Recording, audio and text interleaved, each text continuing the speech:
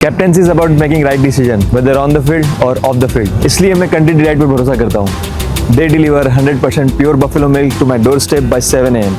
Don't just enjoy our matches, enjoy village fresh buffalo milk too. Download the country delight app. Chandrababu Naidu కూడా మాట్లాడారు ఈ ఏడాది పాలన మీద. ఒకసారి చంద్రబాబు నాయుడు బయట తీర్పు మళ్ళీ మనకు ఒక బాధ్యత గుర్తు చేసింది. కానీ ఈ తీర్పును మనం అర్థం చేసుకున్నాం.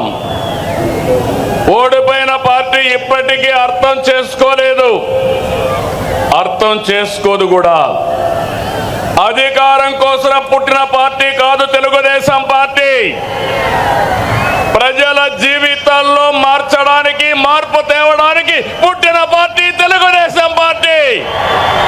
నా సుదీర్ఘమైన రాజకీయ జీవితంలో నేను చూశాను, ఎప్పుడు కూడా ప్రజలంతా కూడా అభివృద్ధిని, సంక్షేమాన్ని కోరుకుంటారు. ఇంకో పక్క పార్టీ ఎలా ఉండాలో, పాలన ఎలా ఉండాలో చెప్పడంలో తెలుగుదేశం పార్టీ ప్రస్థానం ఒక కేస్ స్టడీ. పాలకులు ఎలా ఉండకూడదు, పార్టీ ఎలా నలకూడదు ప్రపంచంలోనే ఒక కేస్ స్టడీ వైఎస్ఆర్ పార్టీ అని చెప్పి కూడా నేను మీకు తెలియజేస్తున్నా.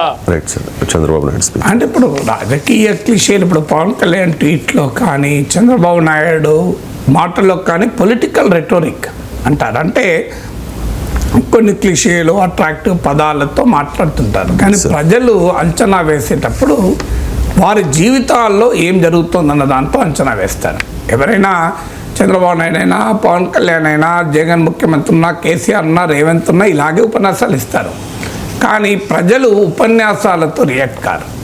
ప్రజలు క్షేత్రస్థాయి అంశాలతో రియాక్ట్ అవుతారు. అందుకే ఎప్పుడు కూడా సైన్స్ ఏం చెప్తుందంటే concrete study of concrete conditions ఇది ఎసెన్స్ ఆఫ్ సైన్స్. నిర్దిష్ట పరిస్థితుల్లో నిర్దిష్ట అధ్యయనమే శాస్త్రం. నిర్దిష్టంగా చెప్పాలి. ఇప్పుడు ఉదాహరణకు అభివృద్ధి, సంక్షేమము. ప్రజలు రియాక్ట్ అయ్యేదంటే ఈ ఏడాదిలో మాకు ఏమి అభివృద్ధి జరిగింది, ఏమి సంక్షేమం జరిగింది అనే దాన్ని విశ్లేషించుకుంటారు. మాకు అభివృద్ధి ఏం జరిగింది, నేను ఇంతకుముందు చెప్పాను, రోడ్లు మెరుగయ్యాయి. డెఫినెట్గా ప్రజలు దానికి సంతృప్తిగా ఉన్నారు. ఇక్కడ వైసీపీ చేసిన అతిపెద్ద పొరపాట్లు అదొకటి. అసలు ఒక 2,000 కోట్లు 3,000 కోట్లు ఖర్చు పెడితే రోడ్ల ప్యాచ్ వర్క్ పూర్తయ్యేది. మరి వాళ్ళ అంటే మేము బటన్ నొక్కితే చాలు ఓట్లు పడతాయి అనేటువంటి ఒక భావనలో ఉండడము, నాయకత్వము క్షేత్రస్థాయి నుంచి ఫీడ్బ్యాక్ వినటానికి సిద్ధంగా లేకపోవడము.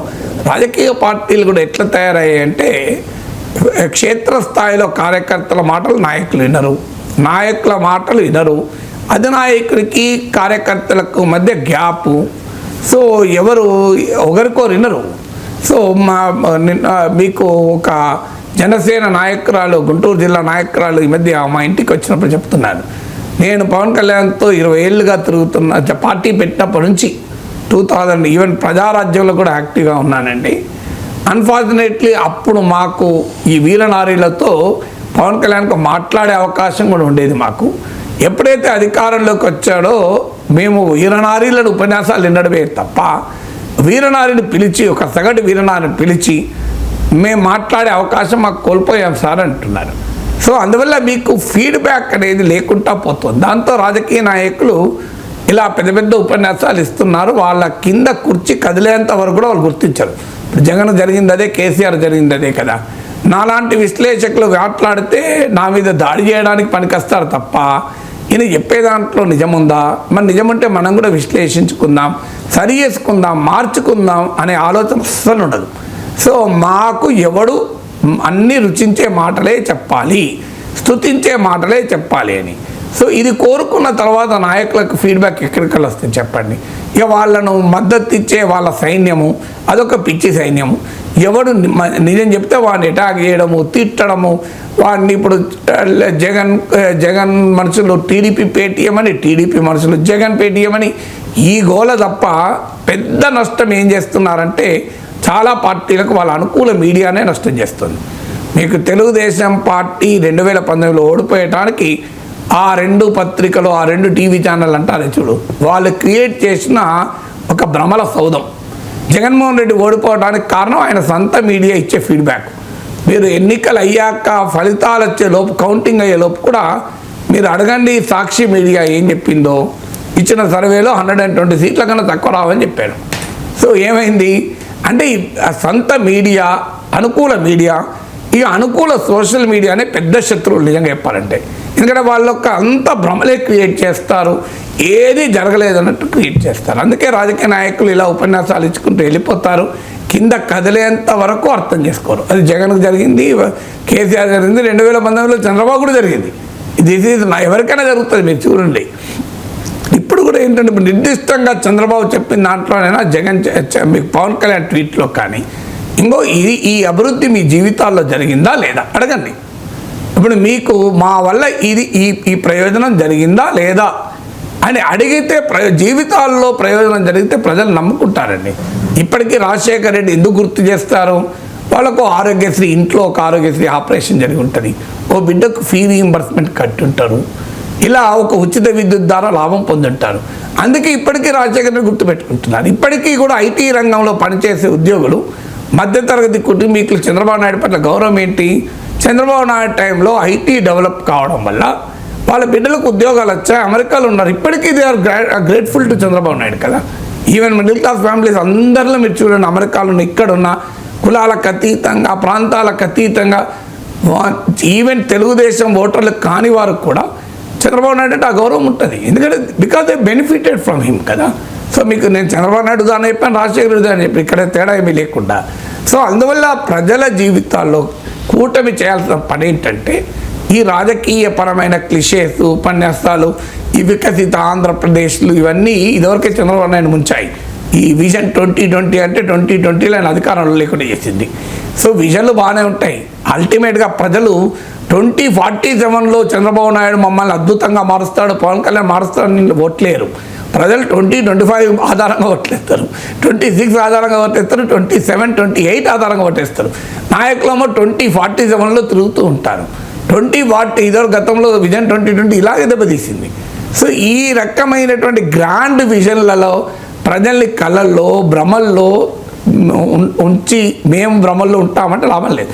Come to the ground level. A development జరిగింది ఓ గ్రామంలో, ఏ టౌన్లో జరిగింది, ఏ ఫ్యాక్టరీ వల్ల ఎంతమందికి ఉద్యోగాలు వచ్చాయి, వరల్డ్ ఎకనామిక్ ఫోరంలో వీళ్ళు సంతకాలు పెట్టారా, ఆ సమ్మిట్లో వాళ్ళ సంతకం పెట్టారా, ఆ వైస్ ప్రెసిడెంట్తో లోకేష్ సమావేశం అయ్యాడా, ఈ ఇండస్ట్రియలిస్ట్ వచ్చి చదవడం కలిసాడు. ఇవన్నీ పత్రికల్లో వచ్చినప్పుడు ఎక్స్పెక్టేషన్స్ మాత్రమే పెంచుతాయి తప్ప సాటిస్ఫాక్షన్ ఇవ్వవు. సాటిస్ఫాక్షన్ క్షేత్రస్థాయిలో. ఇప్పుడు కియా మోటార్ చంద్రబాబు నాయుడు తెచ్చాడు, వేస్ట్, డెఫినెట్గా దానికి అప్రిషియేట్ చేస్తారు కదా. సో ఆ విశ్లేషణ వేసుకోకుండా అస్తమానం మేము అనుకూల మీడియాలో పెద్ద పెద్ద వార్తలు రాయించుకొని, సోషల్ మీడియాలో పెద్ద పెద్ద నరేటివ్ బిల్డ్ చేసి, పెద్ద పెద్ద ఉపన్యాసాలతోనే ప్రజలను అట్రాక్ట్ చేస్తారు అనుకుంటే క్షేత్రస్థాయిలో ప్రజల అసహనము, అసంతృప్తి మీకు అర్థం కాదు. అందుకే కూటమి నాయకుడు చంద్రబాబు నాయుడు కన్నా పవన్ కళ్యాణ్ కన్నా సలహా ఏంటంటే please meet with your own party activist. నాతో వద్దు, నా మాటలు వినకండి. మీరు వెళ్ళి ఒక గ్రామంలో ఒక క్షేత్రస్థాయిలో నాయకులకు సంబంధం లేదు, తెలుగుదేశం కార్యకర్త లిస్టు తెప్పించుకోండి, జనసేన కార్యకర్త లిస్టు తెప్పించుకోండి. వాళ్ళ ఆఫీస్ నుంచి ర్యాండమ్గా ఒక 10 మందిని ఫోన్ చేయించి పిలిపించుకోండి. నాయకులద్దు, మధ్యలో నాయకులు ఉంటే వాళ్ళు అబద్ధాలు చెప్పిస్తారు మీకు. మీరే ఇప్పుడు చంద్రబాబు నాయుడు ఆఫీస్ నుంచి డైరెక్ట్గా ఇంకో పలానా టెక్కలి మండలంలో పలానా గ్రామం, పలానా గుడివాడ మండలంలో పలానా గ్రామం, ఆ గ్రామంలో టీడీపీ నుంచి పనిచేసే కార్యకర్త లిస్ట్ ఉంటుందిగా, వాళ్ళ ఫోన్ చేసి మీరు రండి, చంద్రబాబు నాయుడు గారు మీతో మాట్లాడతారంటున్నారు, మీరు ఏ లోకల్ లీడర్కి చెప్పకండి అని వాళ్ళతో ఇష్టాగోష్ఠికి కూర్చొని మాట్లాడండి. మీకు చాలా విషయాలు చెప్తారు.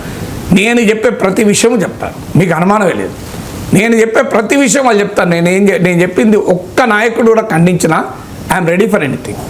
ఎందుకంటే this is how the party feels క్షేత్రస్థాయిలో. సో మీరు ఇలా ట్వీట్లు, ఉపన్యాసాలతోనే వన్ వే స్ట్రీట్గా నడుపుతామనుకుంటే దట్ ఈస్ యువర్ చాయిస్. అది క్షేత్రస్థాయికి వెళ్ళండి, ఎక్కడ ఏ గ్రామంలో, ఏ పట్టణంలో. ఎందుకంటే జనసేన కన్నా తెలుగుదేశం పార్టీకి ప్రతి గ్రామంలో, ప్రతి పట్టణంలో పార్టీ కోసం నిస్వార్థంగా పనిచేసే కార్యకర్తలు ఉన్నారు. ఏమీ ఆశించకుండా జీవితంలో 30 ఏళ్ళు 40 ఏళ్ళుగా పదవులు ఏమీ రాకపోయినా పార్టీ జెండా పట్టుకునే కమిటెడ్ కార్యకర్తలు ఉన్నారు కదా. అదొక బ్రహ్మాండమైన అవకాశం కదా. Meet your own activist. ఈ లీడర్లను వదిలేయండి. లీడర్లు మీకు అబద్ధాలు చెప్తారు, ఎందుకంటే వాళ్ళ పదవులు కావాలి కదా, మీతో పనులు ఉంటాయి కదా. సో అందువల్ల మీకు అబద్ధాలు చెప్తారు. Listen to your own party activist, then you can come to conclusion.